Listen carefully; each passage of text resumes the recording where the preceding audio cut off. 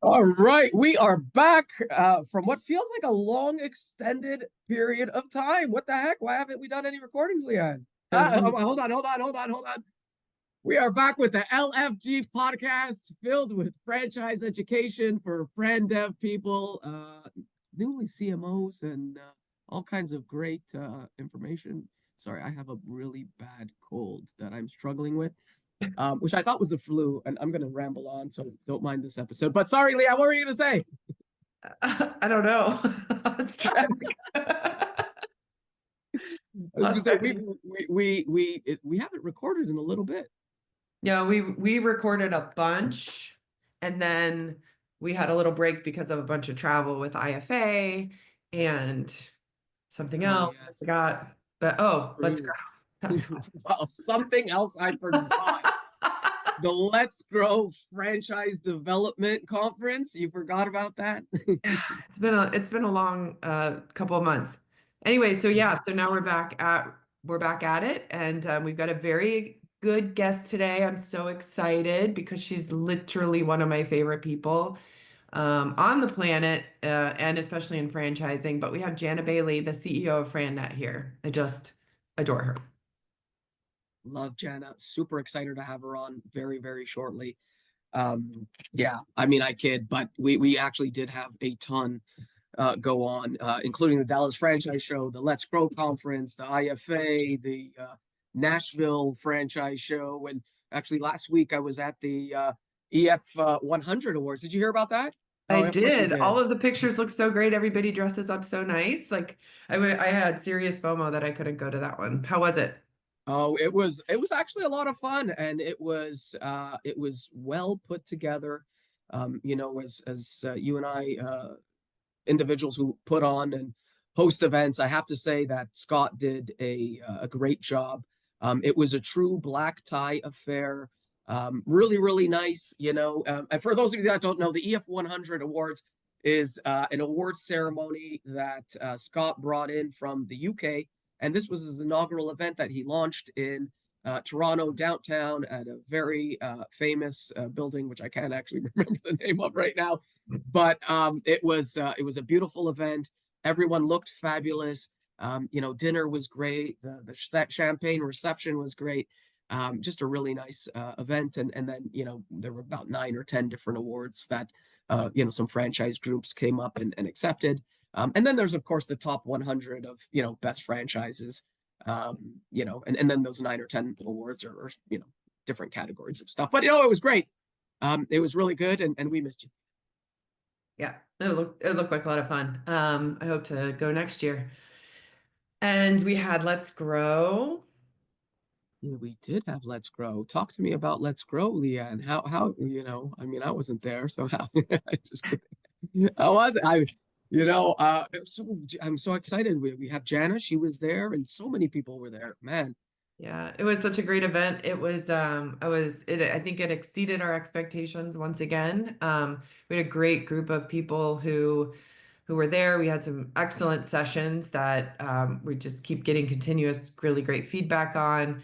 And it was fun. I'm glad it's over, but it was fun. it was super fun. And you know what? I love that you brought that up. I think that a lot of the franchisors, and one of the things, of course, is that we sent out that survey, but I think they don't, you know, we go up there and we really do want the feedback.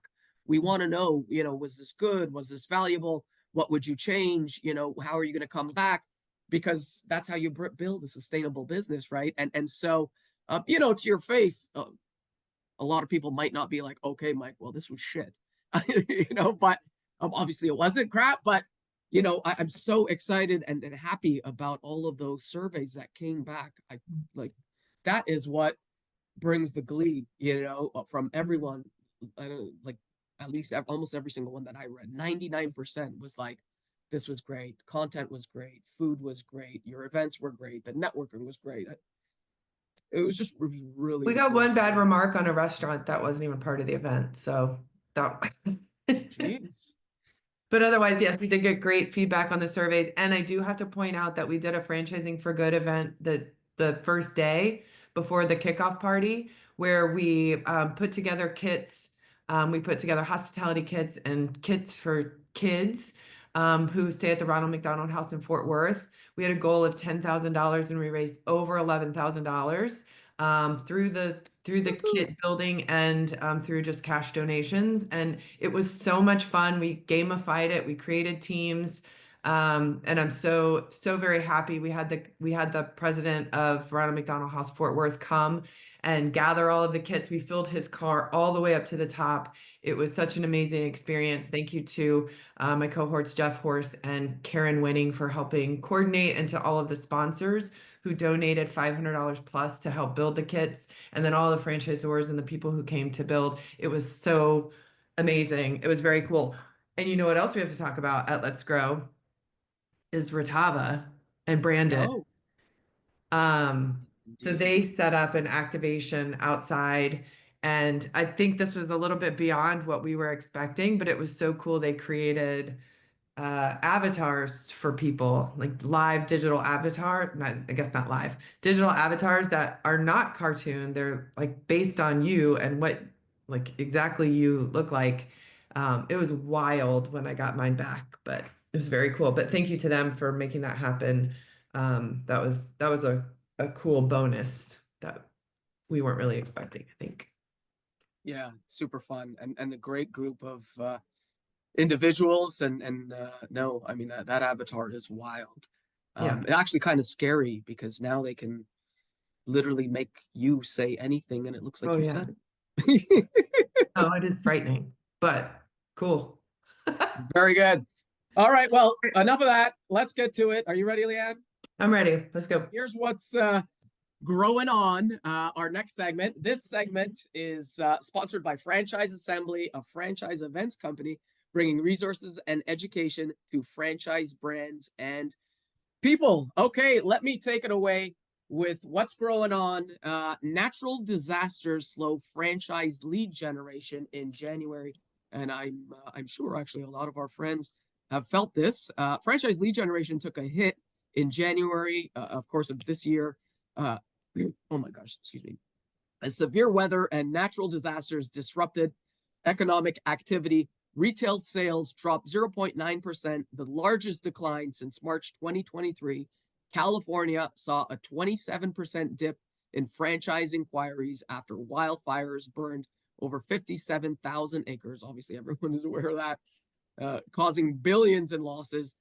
Meanwhile, Hurricane Helene's impact on Florida, Georgia, and North Carolina further slowed franchise interest in key growth states. Hopefully, we are past all of that, but obviously, understandable. Yeah, that was a good. No. We're not far from hurricane season starting. So, Oh boy. as the resident Floridian here. Okay, so franchise development, though, has been boosted by professionals leaving full-time jobs. So, recent data from January 2025 Small Business Startup Sentiment Index indicates that 53% of aspiring franchise owners are transitioning from full-time employment to business ownership.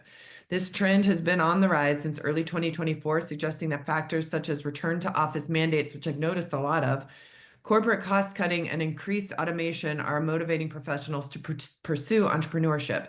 This shift provides a favorable environment for franchise development teams as more individuals seek opportunities to become their own bosses. I think in the last couple of months, I forgot how to read. Go ahead. Your No, turn. you're good. Oh my gosh, I was trying not to cough in your ear. You know what? That's good. I mean, it's good and bad. I mean, there's always two sides to a coin. Obviously, for our franchise friends, I think it's great. And you're right. I mean, there is that mandate of returning back to the office from a lot.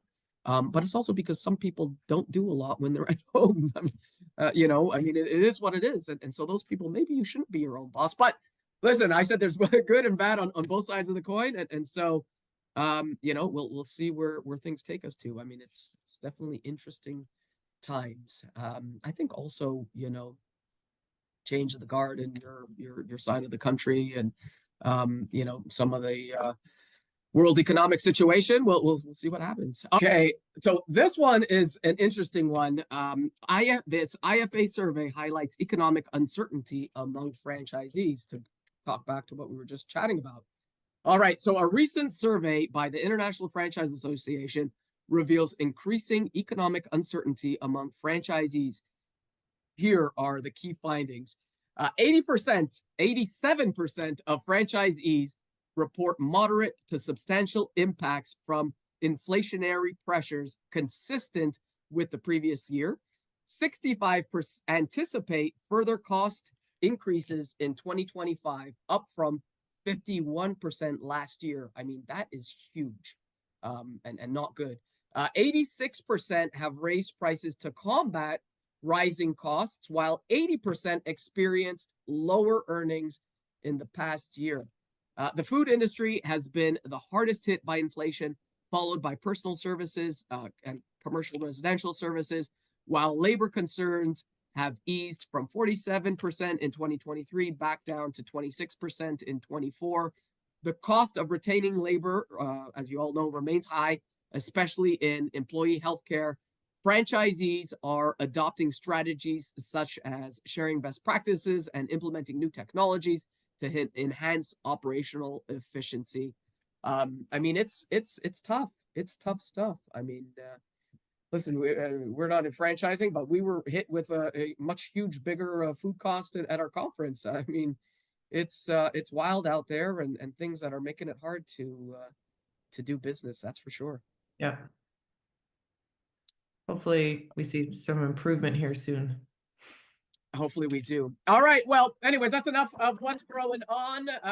Listen, if you have some interesting information on what's going on in franchising, please send us an email to podcast@franchiseassembly.com, and we will review it and hopefully air it. All right. You ready for Franchise Royals? Franchise Royals. Tell me about that, Leanne. Yeah. What? This is the segment where we highlight people or brands who are doing really great things. But first, let me tell you about our sponsor, Architect. I love it when you read this one, Leanne. Go. Managing multiple franchise locations? Meet Maestro by Architect, your ultimate business intelligence solution. Gain a centralized view of your entire network, leverage predictive analytics, and make data-driven decisions to boost productivity and profitability. Seamlessly integrate with QuickBooks and automate tasks like royalty payments. Trusted by successful franchises, Maestro transforms operations across retail, healthcare, education, and sports. Visit architect.com and take your franchise to the next level. Ooh, love the guys at Architect. Hey, Monty, Madav, hope you're listening. Yes. So Franchise Royals. What? Who do we have this week, Leanne? Who's your Franchise Royal? So my Franchise Royal, I don't think we've done her before, but if we have, well, she deserves it again, is my friend Ali Kraus.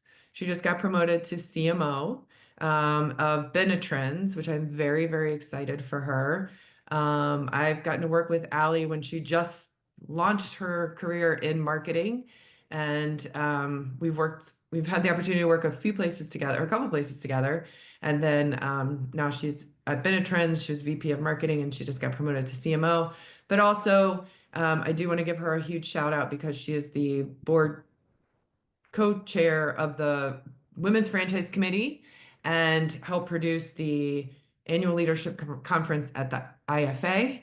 And it was such a great conference. It was probably my favorite part of the whole IFA. So kudos to Ali Kraus, my queen, my favorite, and congratulations to Ali. I'm so proud of you. I love it. You almost sounded there, and maybe only because I know, but you sounded like your baby bird flew away. No. I mean, a little bit. I'm just kidding. I love Ali. She is wonderful. You will not meet a more exuberant and nice, fun, and joyful, jovial individual. She's always a pleasure to see, and yes, well deserved, I'm sure. And here I went. I'm going to tell you. Yes, ask me who my royal is. I'm saying I just talked about him for like so much in the intro. I forgot that this was my royal. It's Anyway, okay. Scott English, my friend, you are my royal. Hopefully, you're going to listen to this podcast, but everything we said, I meant every little bit about it. You put on a great event, especially listen for your inaugural event. Mind you, your inaugural event in Canada, I know you put on events quite a bit in the UK, and you're somewhat an expert in the field. For everything you did, fantastic. You are our franchise royal this week. Sounds good. So before we head over to show and tell, please take a moment to learn about our podcast sponsor, Subtle Strauss.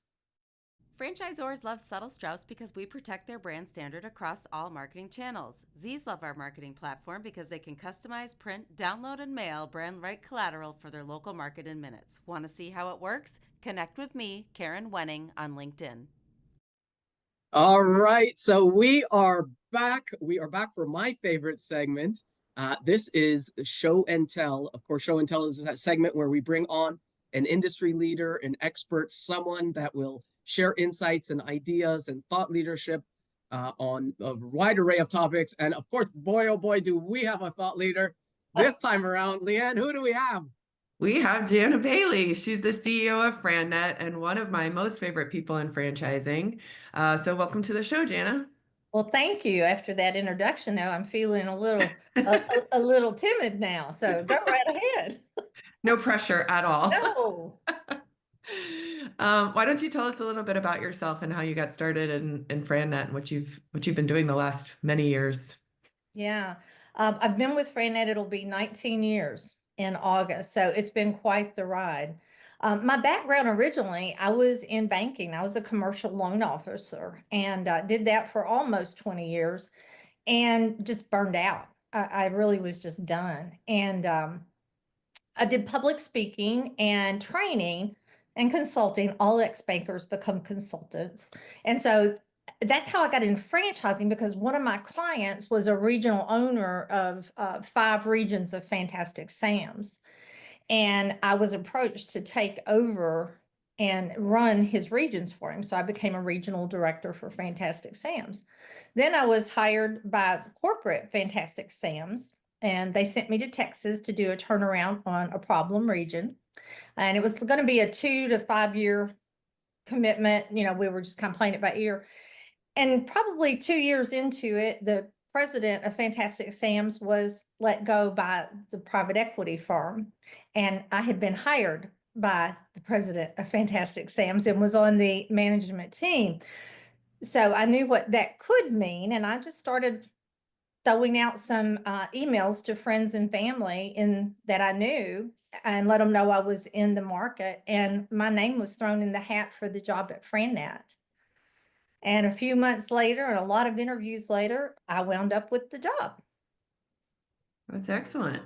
So it's been quite the up, down, around, and never would have dreamed it. Right. Arrival here. Dream one day of becoming a franchisor or No.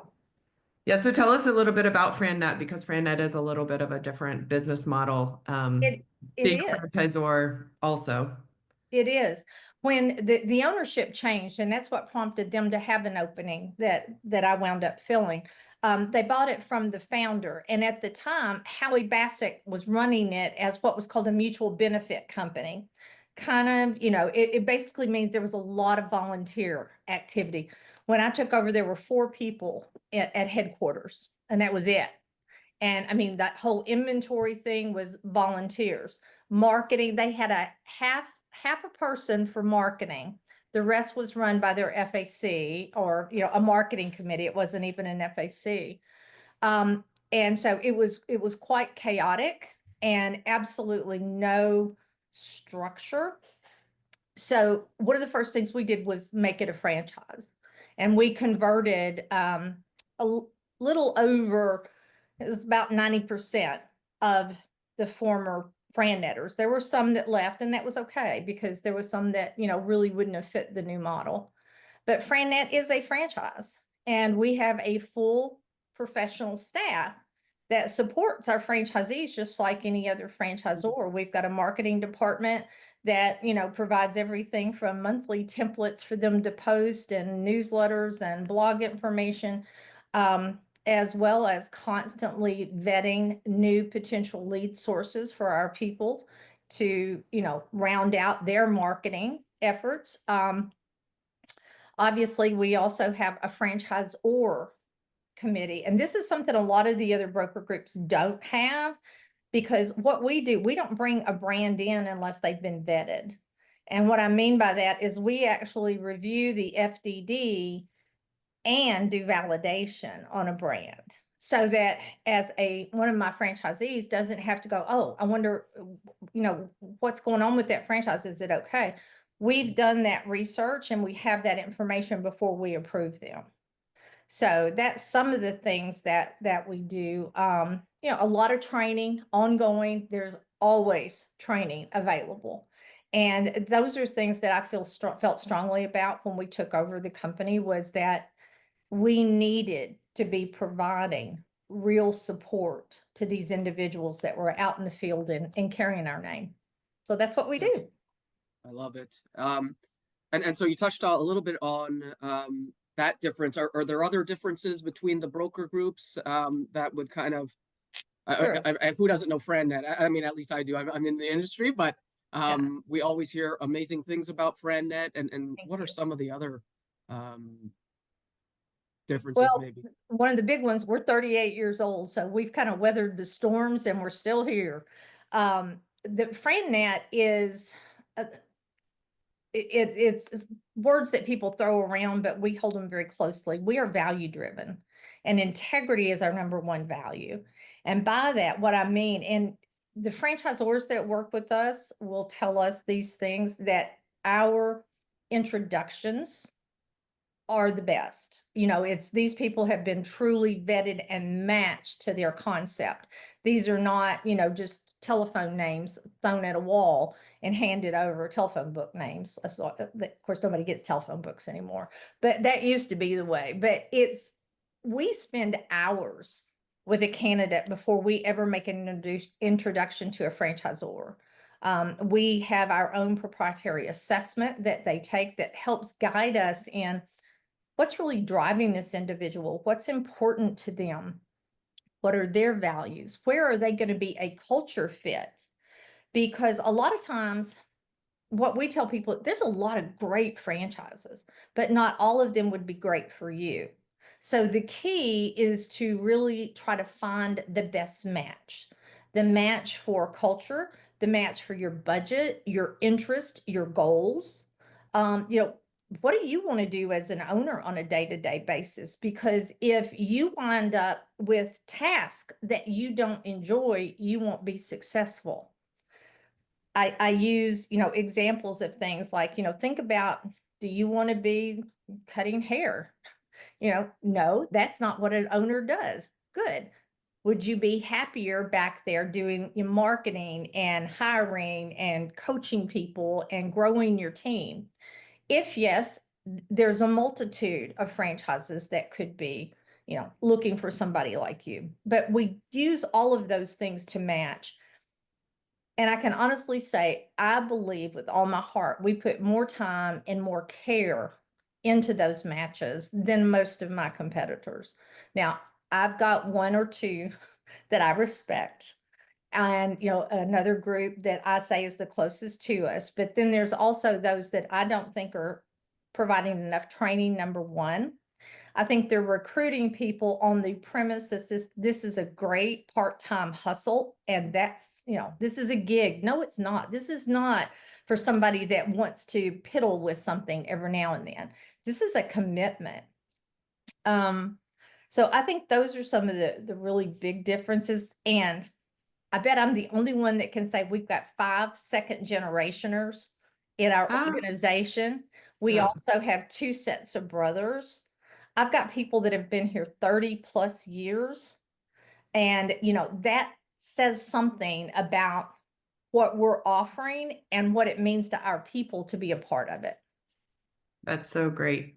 So with all of those differences, and I know you just said you got a couple that you respect. There's a lot going on with brokers and There is. regulation because there's a bad vibe out there, Mhm. unfortunately, because a lot of them are giving, networks like yours a bad name. Yes. So what's going on in that world? Like what is happening? And do we have time for all of it? We do.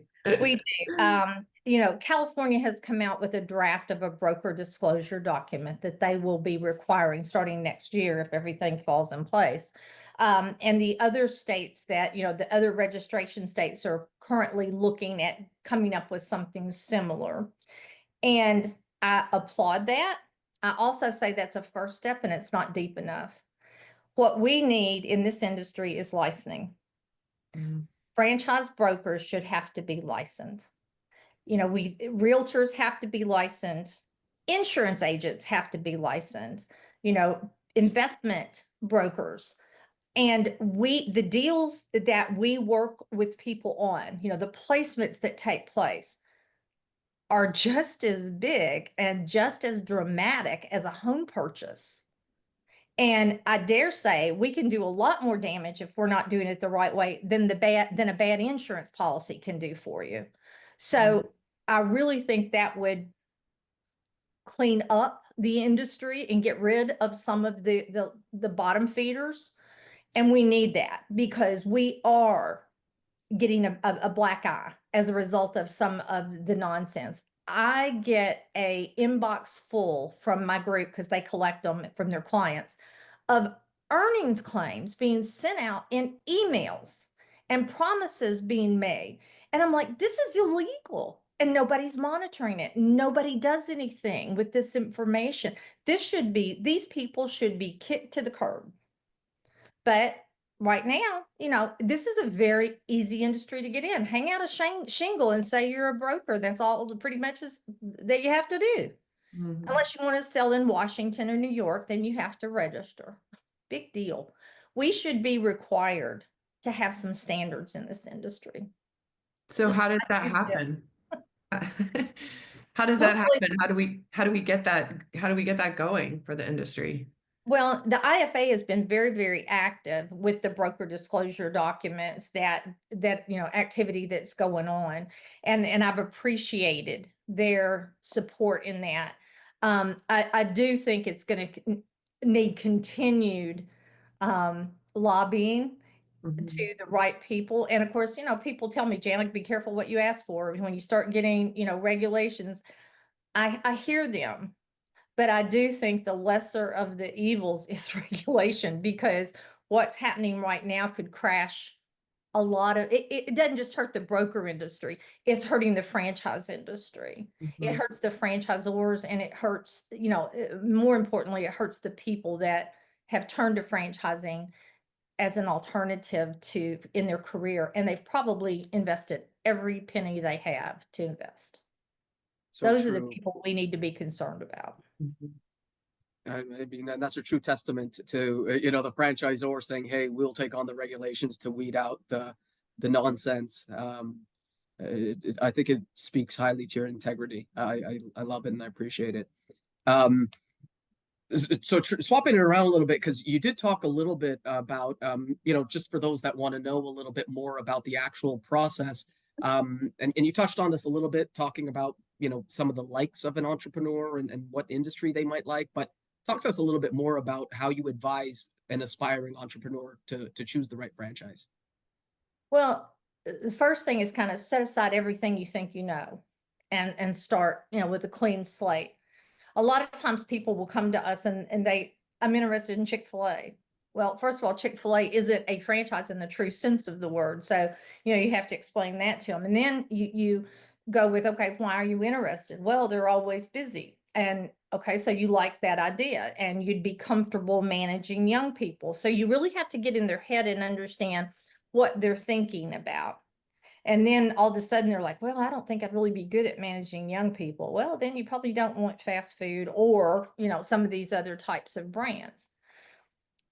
We do what we call building their business model, Michael. And by that, I mean, literally, Michael, do you want to work from home, an office, retail setting? Does it matter?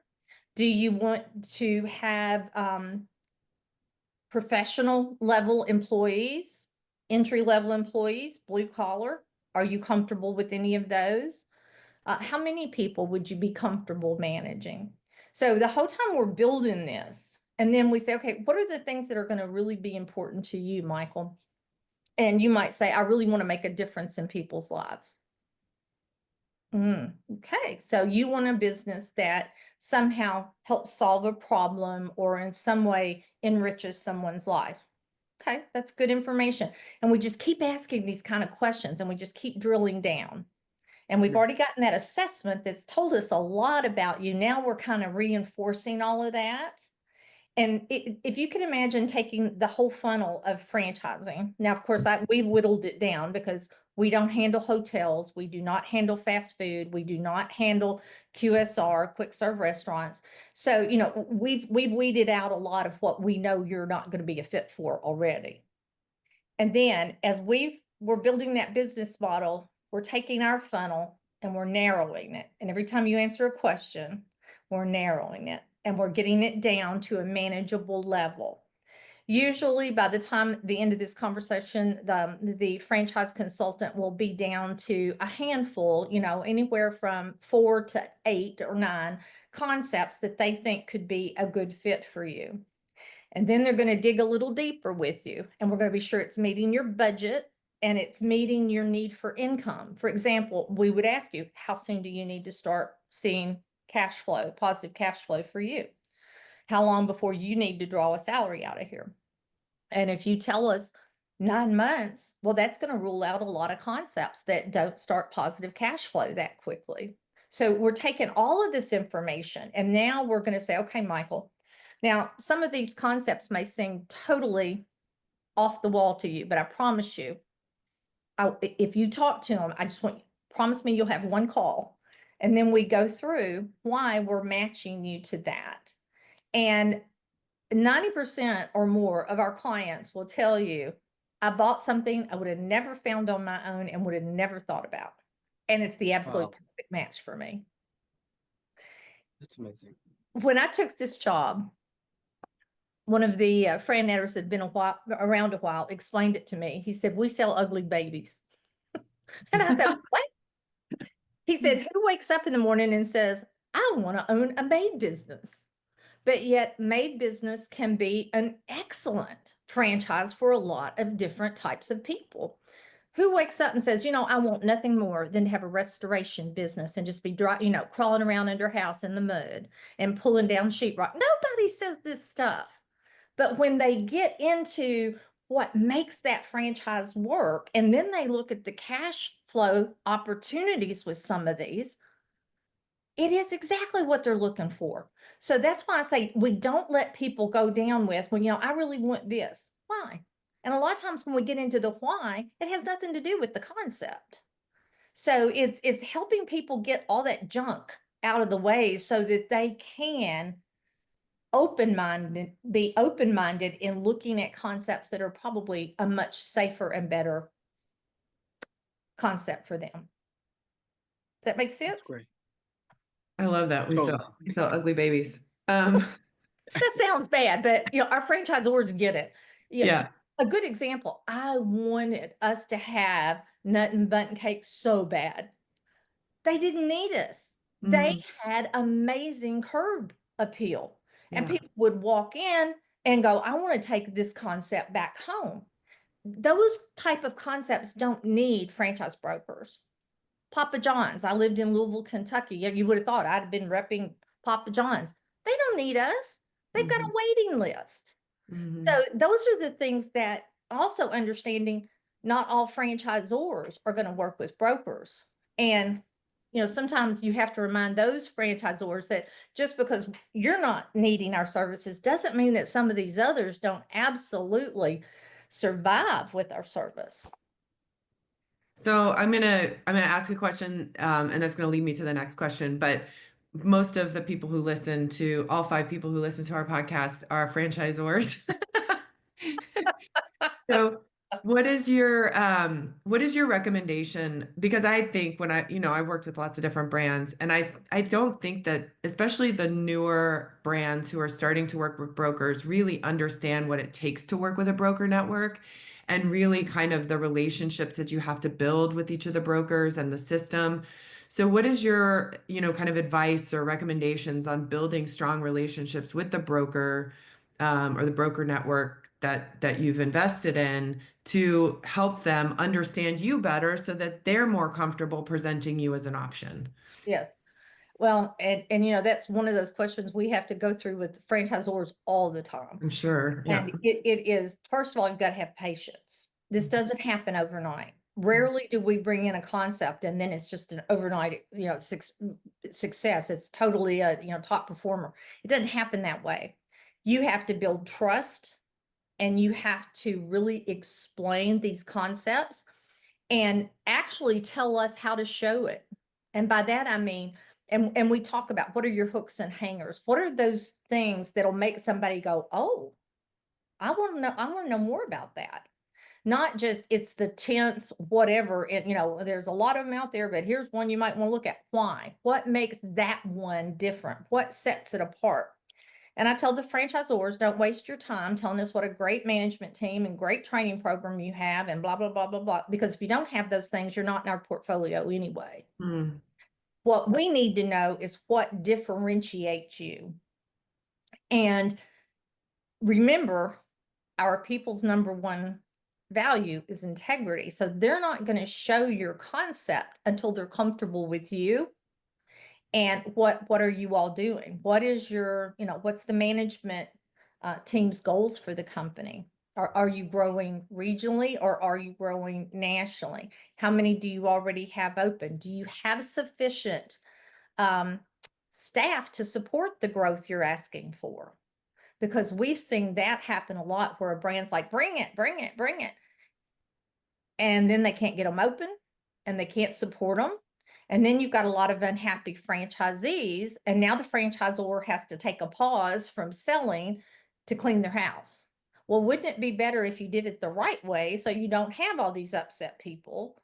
Because no matter if you get the ship righted, you're still going to have some unhappy passengers along the way. So being sure that you're staffing ahead of the growth, not behind the growth, and being sure that you've got a sufficient amount of capital to do what it takes to support these franchisees and this growth you want. Mm. That's how you win our confidence. I love that, because everybody goes straight to, oh, we have the best training program, we have the best support, but like, we know that part. Yeah, and that's like, average unit economics. That, that's important to us to know that they're actually cash flowing. But guess what I want to know? Are you royalty self-sufficient? And if you're not royalty self-sufficient, do you have that war chest to support what you're doing? Because it's really scary to think they're dependent on that next franchise sale to keep the doors open. So the underpinning needs to be there. And I'm afraid sometimes people jump in franchising without anybody talking them through these level of pieces of information that are so critical. Mm-hmm. And then they want to know why nobody wants to rep their brands. Right. So true. So I'm fighting a little bit of a cold here, so don't mind me if you hear a cough or two. But I want to jump in here with a little bit of a selfless plug. It was amazing, and thank you for joining us at the Let's Grow conference in Dallas earlier in February. It was great having you and your team there. And I was just thinking that, obviously being in the industry for so long, you might have some advice on how franchisors and consultants would maximize the value of networking events. Good question. And good thing. And I've got to, I'll be very honest and very frank, and Leanne knows I'm not any other way. I thoroughly enjoyed your event. I kicked myself for not coming last year to the first one.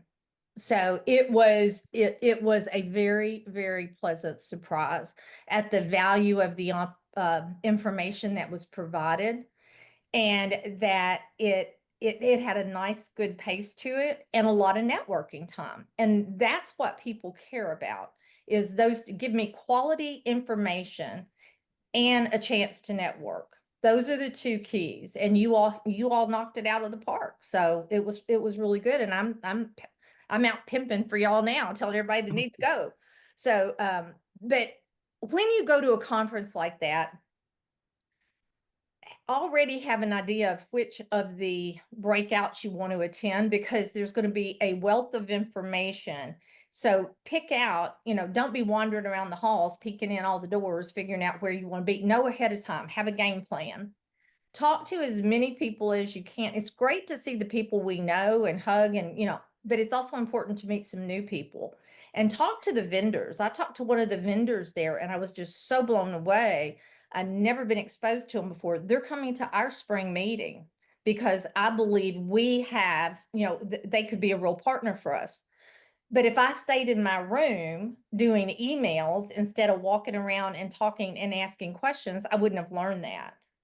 So I think those are the things, and I think a lot of people do spend too much time on their computers when they're at these we all got to work. I get it. But you're there, you paid good money to be there, and you're missing opportunities when you isolate yourself. So get out of your room, close the computers, network, talk to people, introduce yourself to people. I try to sit down at tables where I don't know anybody, just introduce myself and talk to them. And, they may never be a candidate for FRANNET, but guess what? They may be able to help FRANNET in other ways. They may have a service that we need, or they may know somebody that could really use FRANNET services. So you just never know the connections you're going to make. So go with an open mind, a closed computer, and take lots of notes. I love it. And I love that point. Actually, you reminded me of, I don't want to date myself, but many years ago when I was new to the industry, I used to do that. You're absolutely right. Not everybody can, but they should go to a table, random people that you don't know, and introduce yourself. And I remember that was like, it helped. It was key. It was, yeah. Well, and as long as I've been around, now what I'm seeing is there's this whole new group. I look around, I'm going, oh my gosh, they're getting younger all the time. And they're people I don't know. So I could stay in my comfort zone with my cronies and miss out on a lot. So I really try to push myself out of my comfort zone. Yeah, I used to go to the conferences and still keep my meetings on my calendar. And I don't know why. Like, why can't I just put my out of office on and really focus and be present in the event that Exactly. you're in? And that's how you get to network and build those relationships. And learn. Yeah, and learn. Yes, and learn. That kills me when everybody leaves so early for the conference. They leave the conferences early. It's like, you just paid such good money to be here. It's 2 days. 2 days. Exactly. Well, another kudo to you and the quality. We're already working with one of the vendors that was there. I've introduced them to our group. We've signed up with, many of my brokers have signed up with one of the sources there. Oh, great. I've got calls with two others that were there. So, you had quality people with good, solid information. And it was presented in such a way that it wasn't salesy, it was information being delivered. And that allowed us to determine, is that anything I need or not? Is that something my group could benefit from? And, it's probably not our bailiwick. Okay. Or I need to learn more. Mhm. So that to me was just invaluable. That's so great. All right, we're gonna wrap it up with because you've had such an interesting story and journey along the way, especially the banking. And I've heard a lot of your story already, but and I look at you like as an inspiration and one of those people that I just truly value in this industry and in my work life and personal life. So what is the best piece of advice you ever received in business? I quote this a lot. My bank president back in Paducah, he just passed last year, but his input will last in me as long as I'm around.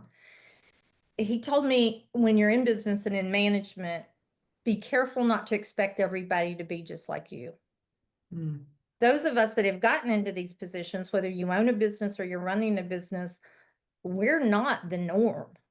That we have a drive, we had a focus, we did things other people aren't willing to do, as far as working the extra hours and, going to 1,000 conferences or whatever it took to make a mark.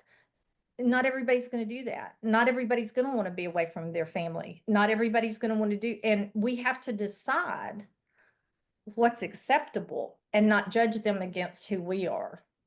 The other thing, and it's a little different in this business, but he told me never to loan money where my feet hadn't been. Well, I've translated that into, we should never show a concept that we haven't evaluated and that we haven't really got to know. And, I tell my people, go for discovery days when you can, because the more you're into the business, the more you're going to know and feel comfortable showing it. So for all of us, I think no matter what you're doing, it's just try to tackle the demons every day, because we all have our insecurities and our little twerps about us, and be positive. Try to see the absolute best in everybody you come in contact with, because you never know what they're dealing with. Mm. So That's so true. good. That's so applicable to you and FRANNET, and with all of the personalities and the people that come in who are wanting to buy a business. And they're all coming for different reasons. They all have different backgrounds. They're all just different. And so I love that applies to you so well for the industry or the business that you're in. Thank you It for is sharing that. amazing how we find our niche somewhere along the way. It took a while, a couple of detours, but I can't imagine doing anything I love more than what I do now. Love it. Yeah. And I mean, and that's the way it should be. I mean, you're literally dealing with somebody's life. And if you're not going to take the utmost care of that, then I don't know what. But thank you so much, Jana, for coming on. This has been fantastic.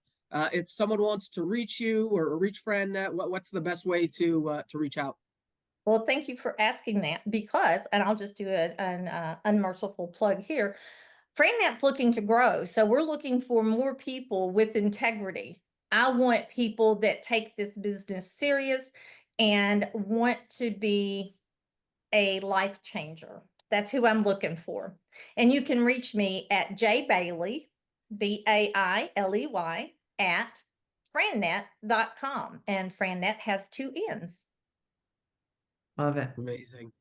Thank you, Jana. Awesome. Thank you so much. I appreciate you guys for having me on, and enjoy the rest of your day. Thank You you. too. Oh my, that was amazing. Love Jana so much. Every time I see her, actually, she's such a pleasant person, and it's just super nice and always nice to talk to. Yeah, she's I said it before, but she's literally one of my favorite people in franchising. I had the opportunity to work with FRANNET, actually one of my first fractional CMO positions, and loved every minute. And she's just so great. Love this whole, regulation thing, and I wonder if they actually are gonna kind of come down a little bit on some of the groups, and some that really don't care about anything. I mean, it's pretty wild. You're dealing with someone's life savings and their life, and if you screw them, you've kind of screwed their life. So I think it's a super important topic. I almost wonder who, I mean, because there's a bunch, and I don't want to say, I mean, there's a few that I like and I know and I've talked to, and they all seem, I don't want to say all, but several of them are very reputable. I was very curious at the 2 that she thought were the best. I She'll never won't tell. ask it, and I won't bring it up. Nope. I mean, there's several that I know of that are good, but yeah. All right. Anyways, enough of that. On to Franchise Mingle, Leanne. Yeah. Sure. Where are we going? It feels like Oh it's been my a busy spring goodness. already. So Crazy. It is wild. Yes, you are coming north of the border, Leanne. I'm so excited. Oh, there you go. Okay, so we are going to the Canadian Franchise Association National Convention, happening from April 4th to the 6th. It is happening in Niagara Falls, a place that I've probably been to over 100 times and don't really care for. But Leanne, have you ever been to Niagara Falls? I have when I was little, but I can't wait to go again. I want to Oh, go nice. when I'm not little. And I can't wait. I'm so excited. Franchise Assembly, we just joined the CFA, and I'm actually moderating a panel. Woohoo! Yep. About Love franchise it. leads. So yeah, so I'm super excited to go add that to the travel lineup and see all of our friends in Canada and Niagara Canadian Falls. friends You might have to take me to the falls. to the falls. I don't care if Well, you've been there 100 times. okay. Can I push you in? Or if I disappear one of the days, you might find me. You might find me at the falls. Uh-huh. Check my Instagram. I'm sure Niagara Falls will be a lot of fun. That's great. No, good times. So and then right after that we have well, no, you know what? I was going to jump in with our mastermind retreat, but before the mastermind retreat, we do have the Chicago franchise show happening, and we also have the Virginia DC franchise show. And then in between the Virginia DC franchise show and the Las Vegas franchise show, we have the Nashville Mastermind Spring Retreat for both CMOs and friend dev people, and so that is super exciting. I mean, how excited are you for Nashville? Yeah. I'm very excited. We're in the throes of planning, and we've got some cool stuff planned for that event, and we've got a good group. I'm very, very excited. We've got some new people, a bigger Fran Dev group that's going to be there, and so very, very excited to do our Nashville retreat. It's always a good time. If anybody's Amazing. interested, go to hello-mastermind.com. Shameless plug. Shameless plug. Okay. Don't make me laugh because then I'm gonna cough and sorry. So do I seem very sick? I know our three listeners won't mind if I have a little conversation in here. I mean, we all got sick after IFA and all of our travels, so I think we're all just kind of used to hearing this right now. Wow. No, you don't No, feel I did terrible. not.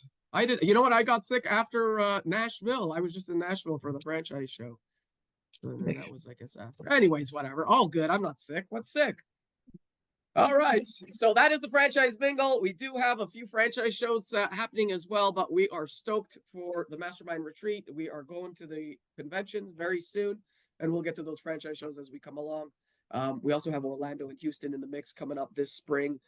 This episode is brought to you by Architect, Subtle Strauss, Franchise Assembly, the National Franchise Show, and Hello Mastermind. Wow, that is a lot of sponsors. You'd think we're making all kinds of money, Leanne. Where's it all going? I mean, I haven't looked at the bank account lately, so yeah, I see that's how you got your hair done and you're looking all nice. That's great. That's good. It's just making it rain over here. Okay, Leanne, you take it away from the tune. Oh my gosh. Okay, I got this now. All right. Thanks everyone for joining us. We'll see you in a couple weeks.